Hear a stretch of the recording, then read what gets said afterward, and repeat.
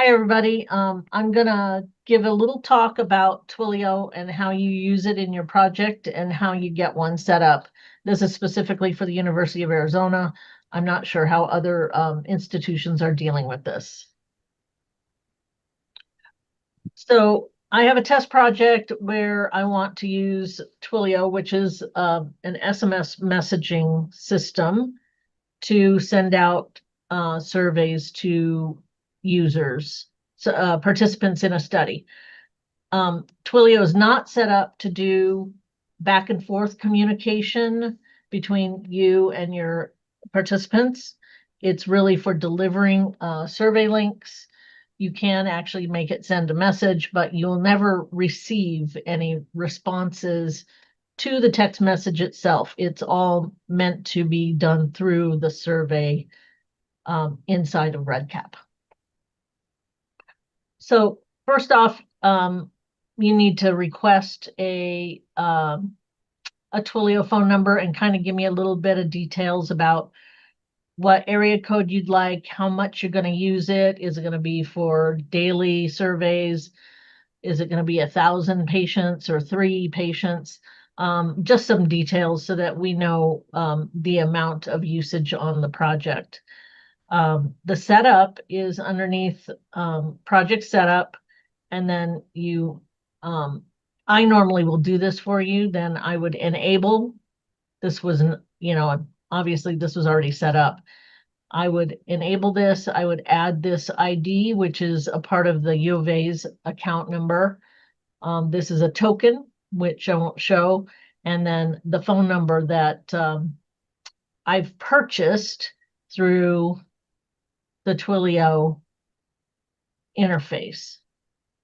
After that's done, you do have to have in your project a field that is set up as a phone number validation field so that it knows what field it's looking for the cell phone number for the recipient is. If you don't have a field that is a cell phone number, it won't be able to do this. Right now, it just looks for any numerical number, numerical field. And so that's why this pet survey is coming up, because it's saying I want an integer. But you have to have a phone number field for this to actually function. And basically what you saw right there, that's the completion of the setup. There's not really much else to do. Now, to set up an alert to be sent, before I had set up the Twilio, when you edit an alert, this SMS is not available. It's grayed out, but since I have Twilio set up now, that is available. So this would be a normal alert going to an email. So here's the email address off of the instrument, and it's saying it's going to be email, and here's the information that's going to be set. Here's the pet survey. So for everything that you want to send email or text, you have to have individual alerts for those. You can't do both. So this is the one that will send the text. I've selected this. So you can't select both. You can only select one or the other. That's why you have to duplicate all of your alerts, basically, if you're using the option for both email or text for your participants. And this is the field off the instrument where the cell phone number is stored. You can put basically the same kind of information into the text message. And here's the link to the survey. So it's very, very similar to email. It's just you have to have this extra setup to get to the text messages to work. Terry, Manny, any questions that I missed? I guess I just would like to say, as Carol said, different institutions would handle REDCap and Twilio integration a little differently. We used to have the study pay for the use of Twilio. So Twilio is not a free service just because it integrates with RedCap. It's not part of RedCap. It is a third party, and we do use it for the phone numbers, but it is third party, and so there's a cost for its use. Now, the cost for each call or SMS text is pretty small.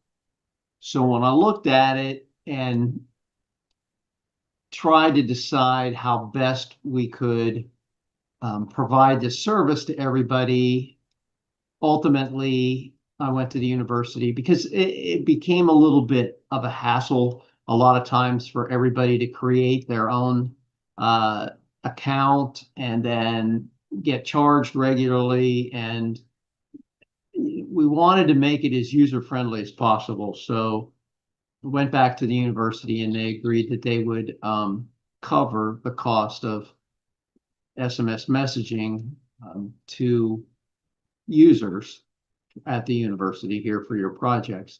So that's why we now say, all right, if you want to use Twilio and you want to send SMS texts, just contact us at redcap@arizona.edu and ask for a Twilio phone number, which is what it takes to set up the account. And then Carol right now is handling all the setups for the Twilio account. So you don't have to worry about providing us with any kind of credit card or whatever. You can feel comfortable about just asking us to set it up for a project. We need the project ID, and then Carol set it up for you.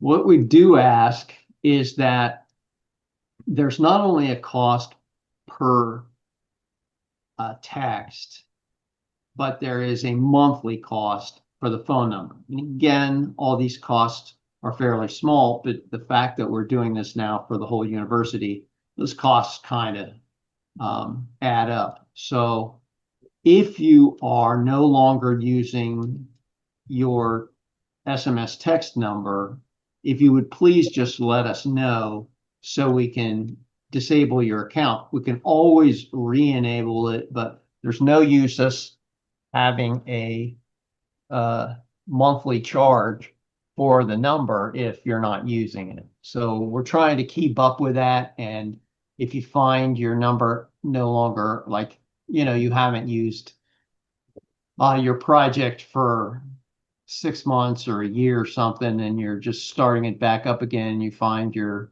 SMS doesn't work, we probably audited your phone number and found that you weren't using it, so we turned it off. Ideally, we're letting you know that we would like to turn off your phone number, but sometimes emails get lost or whatever. I just want you to be clear that it doesn't mean that you can't have your number back or have a new one or whatever, but we're trying to make this easy for you to do and be successful with sending out texts for your SMS messaging. The thing I guess I also should say is mention a disclaimer that be careful how you're using your SMS texting. If ideally it's best for survey links or some kind of an alert, but you don't want to get into some situation where you're sending a text and there may be PHI in it. It's not a secure way of sending information. SMS texts are always, there's a chance of it being hacked or, somebody else seeing it. So be careful how you go about using text messaging, but it is a great way to get people to fill out your surveys or notify them that if you have some kind of daily survey collection for a project that, like, maybe it's a nutrition thing and you want to know what they ate that morning, and you just want to send a reminder. Text messaging is great for that. So think about how you want to use it. If you have questions, reach out to us at redcap@arizona.edu and we can help you weigh your options so that you keep your data secure. And again, once we agree to give you a number, then there's no cost for you or your project. We will absorb the cost for that. So I guess that's all I want to add to that. Okay. And I did do a test where here's my application form. This is some of the information that's included in the SMS text is the first name. I don't have, I'm sorry, I don't have it set up as an identifier, but it the RedCap figures these things out sometimes on its own. And when I sent the text, it actually came in saying data removed for that particular field. So I think it's getting smarter, where the PHI, if it's clearly PHI, it will say data removed when you send the text, but I wouldn't count on that 100%. I just wanted to let you know that it did do that for me. Do you have that? I'm Yeah, I was sorry. gonna say that's you got to make sure to have that enabled in the notification. Yeah. Also, So Carol, can You you mean show the alert that went out? Go ahead, Manny. I don't mean to interrupt. no, we're talking about the same thing. So if you go to edit for the alert and scroll all the way down to the right, bottom, this thing. Yep, this. yeah, you have to make sure that that's checked. That'll And redact by the default it is, so Yeah. uh I don't know how many people actually uncheck it, but yes, you're right. That does need to be checked. And let me show you, see if I can. And while she's doing that, remember when you're requesting a number to include your project ID because we can't set it up without it. There, that's what it looked like. That's what went out in the text. Great. That's great. So that's another sweet thing about using Twilio because we have logs that we can see not only within RedCap, but Twilio keeps track of what we've used it for, and because we have to pay a bill, so we're going to know. So we can help make sure that things go out like they're supposed to if you need some kind of validation. But really, everything that RedCap is doing shows up in the alerts and notifications notification log. So you can just check that, make sure it went out, how it looks if you have questions. Great way to do some testing before you actually start sending things out to people. And I highly recommend always testing before you make it live.